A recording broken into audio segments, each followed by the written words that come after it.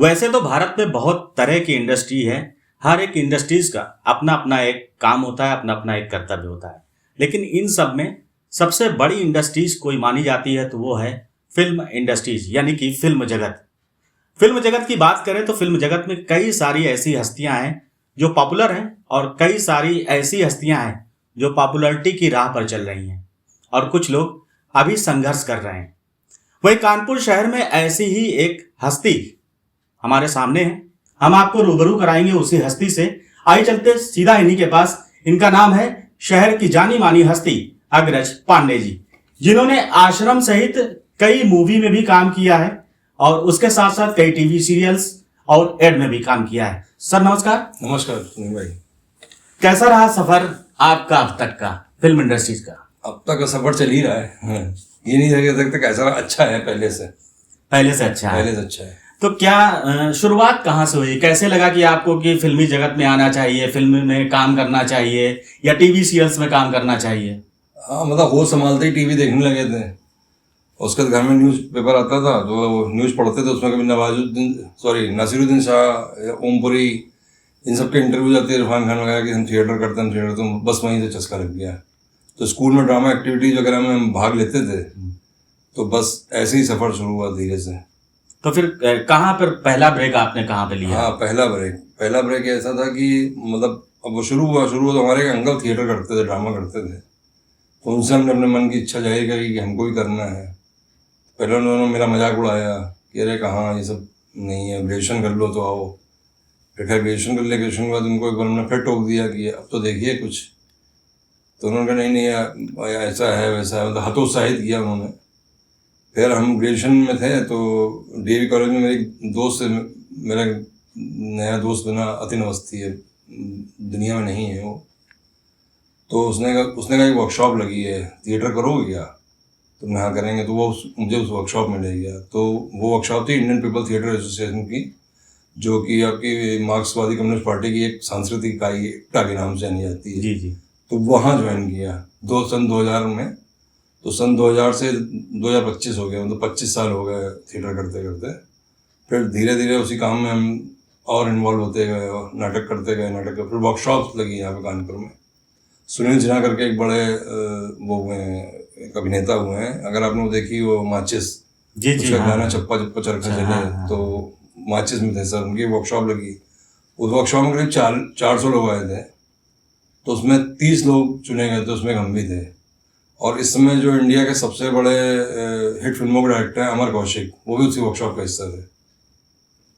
तो ऐसे सफ़र शुरू हुआ। तो सर इन सबके बीच में पारिवारिक समावेश, यानी कि परिवार का कैसा सहयोग रहा? उसके बाद विवाह भी आपका हुआ होगा। हाँ, फिर उसमें क्या किस तरीके से मैनेज किया आपने? पारिवारिक समावेश तो ऐसा रहा कि फादर बताया तो बोले करो जो करना है। उनसे हमने कहा भी कि मुंबई में जाना है, तो बोले नहीं अभी मतलब यही सब कुछ करो। फिर हम मतलब अब थिएटर करते थे तो रोजी रोटी करने के लिए, चलाने के लिए फिर हमने माइक पकड़ लिया, एंकरिंग वगैरह करने लगे। हम एंकरिंग करने लगे तो उस समय नया मोबाइल आया था नोकिया का, तो उसकी गाड़ियाँ चलती थी पूरे देश भर में। तो उसमें जन एंकर बहुत सारे प्रदेश में हम घूमे, मध्य प्रदेश घूमे, बिहार गए, आंध्र प्रदेश गए। तो वहाँ से फिर वापस आए तो घर में अब ये है कि लड़का कमाने लगा है तो शादी कर दो, ऐसे शादी हो गई। फिर वापस से यहाँ कानपुर में बहुत बड़ी ड्रामा की दुकान है, नौशाद हुसैन करके, उनके यहाँ जॉब मिल गई। तो चूंकि अपने मूड का जॉब था तो हम वहाँ पे जॉब करने लगे। फिर वो हमको स्कूलों में भेजने लगे सिखाने के लिए कि जहाँ यहाँ से चले जाओ, वहाँ से चले जाओ। फिर स्कूल में हमने ड्रामा एक्टिविटीज़ करानी शुरू करी बच्चों से। तो वहाँ से जो है फिर और अपना हम इम्प्रूव होते गए। फिर पहला ब्रेक मिला अगर आप कहेंगे तो 2013 में एक फिल्म आई थी कानपुर में बनने के लिए, बच्चू पांडे द रियल हीरो करके। तो हमारे मित्र हैं, उन्होंने कहा कि हमारा ही दोस्त है उसका डायरेक्टर प्रोड्यूसर, तो चले जाओ। तो हम बिठूर में पहली फिल्म वही करने गए थे, भोजपुरी फिल्म थी। अच्छा, बच्चू पांडे द रियल हीरो। हाँ, तो 25 साल का एक बड़ा कैरियर आपका। और जैसा कि कहते हैं कि हर एक फील्ड में अपने आप को अपडेट करना पड़ता है। जब तक आप सीखते रहेंगे तब तक आप आगे बढ़ते रहेंगे। और जहां पर आपने सीखना बंद कर दिया तो वहां पे स्टॉपेज लग जाता। 25 साल का एक बड़ा कैरियर है, क्या लगता है अभी कुछ कमी रह गई है? कमी तो नहीं, मौके कम मिलते हैं। अगर वो मौका ये है कि अगर जैसे मौका मिले तो आप अपने आप को प्रूव कर दीजिए। तो अभी 2017 से 2025 मतलब 8 साल का सफर जो है, ये हर साल हमको और इम्प्रूव कर रहा है। तो मैंने इधर कई वेब सीरीज में काम किया, कई सीरियल कर लिए, फिल्म कर ली, शॉर्ट फिल्म कर ली, है ना। खुद भी एज ए राइटर मेरे 2 गाने पब्लिश हो चुके हैं। एक गाना मैंने अभी अपना पब्लिश किया, एक फिल्म के लिए मैंने 2 गाने लिखे थे, कांडपुर कर एक फिल्म करी है शॉर्ट फिल्म, उसके लिए मैंने 2 गाने लिखे हैं। तो अपने आप को मैं अपडेट ही कर रहा हूँ रोज। अभी यहाँ पे कानपुर में यूथ आए हैं, नया वो चलन लेकर ओपन माइक का, तो मैं उनमें भी जाता रहता हूँ। मैं देखा करता हूँ कहाँ पे क्या एक्टिविटी चल रही, तो उन बच्चों के साथ मैं इन्वॉल्व हो जाता हूँ कहीं ना कहीं। प्रयास के लिए क्या एफर्ट कर रहे हैं आप कि प्रयास हमको एक ब्रेक ऐसा मिल जाए जिससे कि लगे कि हाँ, कानपुर में Agraj Pandey is the best hero of the film industries, ऐसा कुछ आपको? अब हीरो तो नहीं बनेंगे, हीरो के बाप आपका रोज जरूर मिलेगा, है ना। तो ये है कि अपने आप को नहीं, ये आप कैसे कह सकते हैं? सलमान खान को देख लीजिए, आज 60 साल की उम्र है, आमिर खान को देख लीजिए, रजनीकांत जी को देख लीजिए, अमिताभ बच्चन जी को देख लीजिए, नई नई लड़कियां उनके साथ, हीरोइन जो है उनके साथ काम करती हैं। एक डायनेस्टी होती है, वो हर एक को नहीं मिलती। हम अपने प्रयास में लगे हैं। बाकी ये लाइन है कि कर्म करिए, बाकी फल की चिंता ऊपर वाले पे छोड़ दीजिए। चलिए, हम तो यही अपेक्षा करेंगे कि आपको हीरो का ही रोल मिले और आप हमारे कानपुर शहर का नाम रोशन करें। तो अग्रज जी, ये बताइए कि जो नए यूथ आ रहे हैं, फिल्म इंडस्ट्रीज में आ रहे हैं, कई सारी हीरोइंस आ रही हैं, कई सारे जो युवा आ रहे हैं हीरो बनने के लिए, क्या लगता है आपको कि कितना संघर्ष है इस क्षेत्र में? संघर्ष के अभी फॉर्मेट नए खुल गए हैं सुनील भाई। अभी वो मतलब बहुत सारा प्लेटफॉर्म नया आ गया। सोशल मीडिया ने एक ऐसा प्लेटफॉर्म दे दिया कि बच्चे अपना खुद लिख रहे हैं, कुछ बोल रहे हैं, है ना, तो उनको प्रेजेंट करने, उनकी रील्स लाइक हो रही हैं। लेकिन अगर आपको वाकई में एक्टिंग करनी है तो आप पढ़ना शुरू करिए। आप प्रेमचंद को पढ़िए, आप जयशंकर प्रसाद को पढ़िए, आप बहुत सारे राइटर, अच्छे राइटर्स को पढ़िए, कि उसमें जो नायक घूमता है, नायिका घूमती है, उससे अपने आप वो तुलना करके आप उसको पढ़िए। फिर उससे पीस निकाल के आप उस पर अपने डायलॉग्स डिलीवरी वगैरह को करिए। तो वो ही तैयारी है। बाकी सोशल मीडिया का प्लेटफॉर्म है, अपना एक्ट करके आप खुद डालिए, अपना सोलो लॉगी करिए, ना मोनोलॉग बना के डालिए। तो यही मेरा यूथ से, और पेशेंस रखे, जो यूथ आ रहा है वो पेशेंस रखे, और सबसे पहले कि अपने कमाई का कुछ जरिया लेके तब आए इस लाइन में, क्योंकि अंधेरी लाइन है, स्ट्रगल बहुत है।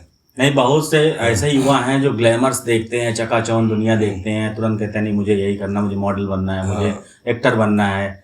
उनके लिए आपका ये सजेशन हमें लगता है बिल्कुल सही होगा कि पहले आप वो चीजें कर लीजिए जिससे आपके अन्य चीजें ना रुकें, उसके बाद में आप इस ग्लैमर की चकाचौंध में वो युवा खो जाते हैं। अगर मुंबई की बात करें, मुंबई में 20,000 लड़के लड़कियां रोज उतरते हैं, और उसमें सक्सेस मुश्किल 2 भी नहीं होते हैं, 3 भी नहीं होते हैं, है ना। तो ग्लैमर की चकाचौंध में ना खोएं, क्योंकि आगे बहुत बड़ा अंधेरा है। अगर आप निम्न वर्ग फैमिली से हैं, मध्यम वर्ग फैमिली, तो आप सर्वाइव ही नहीं कर पाएंगे बॉम्बे जैसे शहर में। तो आप अपने शहर में रहिए। अपने शहर में अगर आपको थिएटर करना है, तो मैं नसीरुद्दीन शाह सर की एक बात चाहता हूँ कि अगर आपको ड्रामा करना है तो आप और आपके दोस्त हो जाइए, एक कोई अच्छी कहानी लीजिए, उसको पढ़ना शुरू करिए, उसको एक्ट करना शुरू करिए, और जहाँ मोहल्ले में, पार्क में, जहाँ कोई जगह मिले, आप वहाँ पे अपनी प्रतिभा दिखाना शुरू करिए।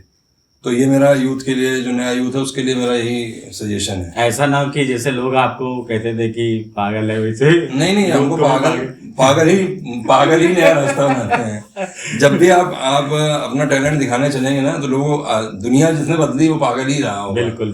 तो जो इस फॉर्मेट से गुजर गया कि हाँ हम पागल हैं, वही संसार को चेंज भी करता है। जी।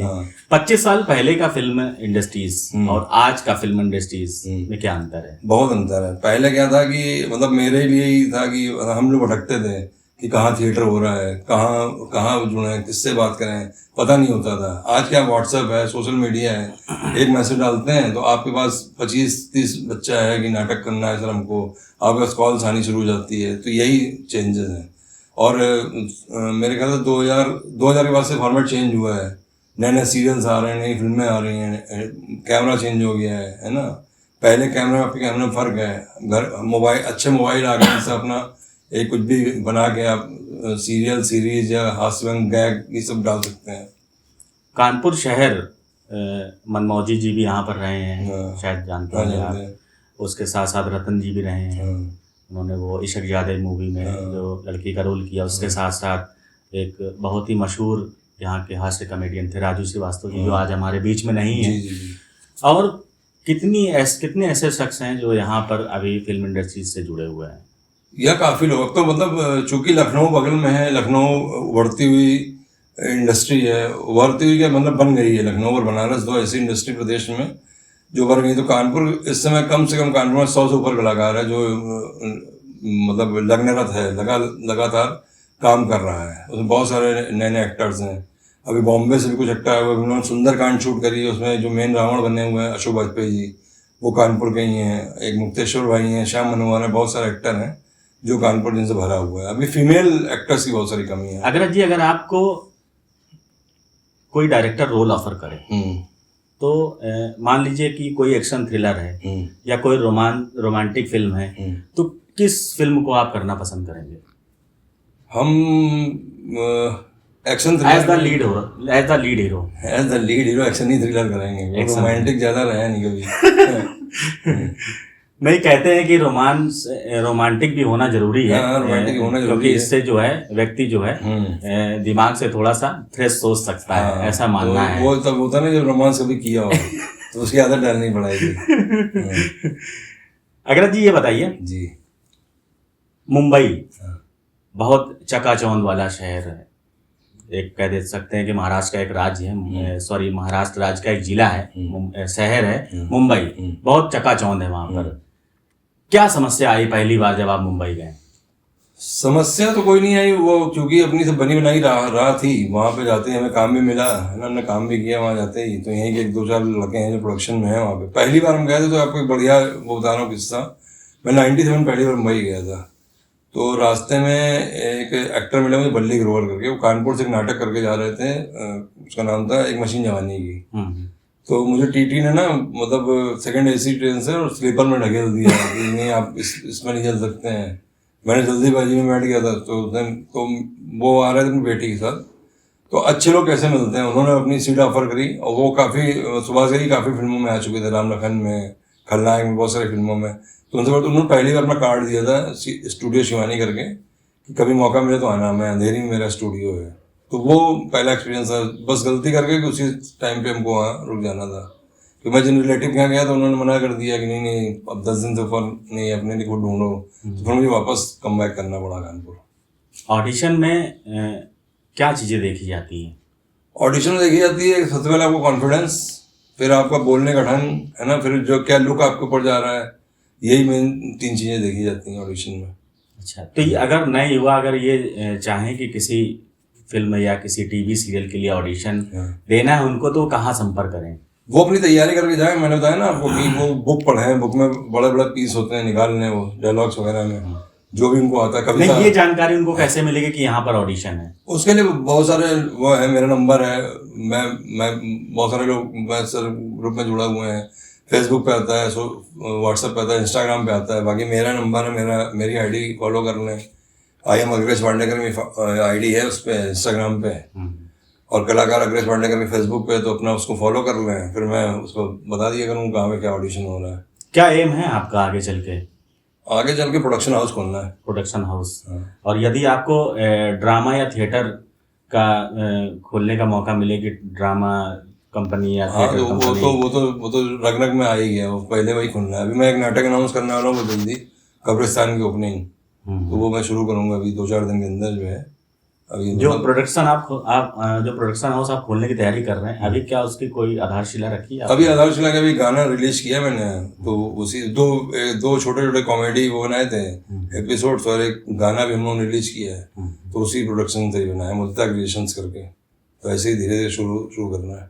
तो हम ये चाहेंगे कि क्या कभी आपने मिमिक्री भी की है? हाँ, मिमिक्री में भी करते थे। हम तो यही चाहेंगे कि आप हमारे दर्शकों को कुछ जरूर बता दें। अच्छा, बता दें तो चलिए। मतलब हेमंत कुमार साहब पुराने वो हैं सिंगर। तो अगर आजकल घर घर में आते ना कूड़ा उठाने वाले, तो गाना आता है कि देख देख देख तू यहाँ वहाँ ना फेंक। तो हेमंत दास साहब अगर वो गाना गाते तो कैसे गाते?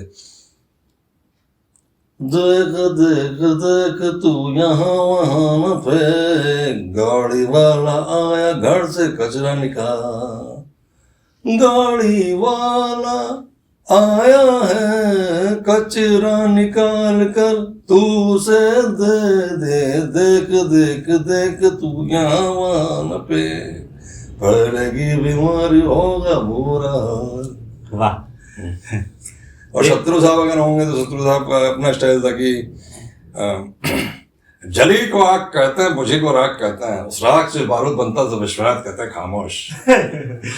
बहुत अच्छा लगा अग्रज जी आपसे अभी तक बात करके। अग्रज जी, हम ये चाहेंगे कि जो हमारे जो नए युवा आते हैं और उसके बाद में फिल्म इंडस्ट्री में जाते हैं, लड़के तो किसी तरीके से सर्वाइव कर लेते हैं, लेकिन जहाँ पर महिला वर्ग की बात आती है उनके लिए हम ये चाहेंगे कि आप कुछ बताइए, कैसी समस्याएं आती हैं, बहुत से र्यूमर चलते हैं सोशल मीडिया पर तमाम, क्या ये बातें सही हैं क्या? कुछ हद तक सही है, कुछ हद तक लड़कियां भी मतलब ये चाहती हैं कि हमको काम मिले, तो उसके लिए हम कहीं तक भी गिरने को तैयार हैं। आज का जमाना तो बिल्कुल अलग है, आप किसी को समझाओगे तो बुरा मान जाएगा। तो बस मेरा यही कि अपनी प्रॉपर तैयारी करके जाओ। बहुत सारे ऑफर आते हैं लड़कियों के पास कि कंप्रो करोगी, बोर्ड सीन्स करोगी, तो वो लड़कियों को अपनी चॉइस देखनी है कि वो करेंगी कि नहीं करेंगी। बाकी अगर मैच्योर एक्ट्रेस है, बुद्धि से मैच्योर है, तो अपना भला बुरा खुद जानती है। जी जी, बिल्कुल बिल्कुल। अगर आप भी युवा हैं और खासकर महिला हैं तो आप निश्चित तौर पर अपने जो गट्स हैं, आपकी जो योग्यता है उसके आधार पर ही आप आगे ट्राई करें। ऐसा ना हो कि कोई परेशानी में आप फंस जाएं। बाकी मेरा मेरा यही निवेदन है, जो भी नया यूथ आ रहा है, वो चाहे मेल हो चाहे फीमेल हो, अपनी प्रॉपर तैयारी करके जाएं, खूब पढ़ें। जितने राइटर्स को अच्छे राइटर्स पढ़ सकते हैं, जितनी कविता, कहानी, शेर व शायरी और उपन्यास जो भी आपको आता है, आप अच्छी तरह पढ़िए। जो कैरेक्टर दिया उसको जिए, उसके बाद जाइए ऑडिशन दीजिए, कॉन्फिडेंस रखिए, कैमरे में आंख मिला के बात करिए, है ना। आप तो इन तैयारियों से जाएंगे तो आपको मंजिल निश्चित मिलेगी। आश्रम मूवी में आपने काम किया है जी। वो एक पहलवान थी, उसके कोच आप बने थे, हम लोगों ने देखा भी था। शहर वालों ने आपको पसंद भी बहुत किया, उस मूवी में भी आपको पसंद किया गया। उस सीन का क्या अनुभव रहा आपका? उस सीन का अनुभव बहुत अच्छा था। पम्मी के हम कोच बने थे। पम्मी का कैरेक्टर कर रही थी अदिति कोहनकर। तो अदिति कोहनकर के साथ पहली बार तो उसका ऑडिशन का तरीका बताऊँ आपको। मेरे पास एक फ़ोन आया कि आप लोग आ जाइए, किसी को शेयर मत करिएगा। तो हम लोग पहुंचे तो मालूम पड़ा कि आप वहाँ पे खाली इंट्रो देके चले आना है।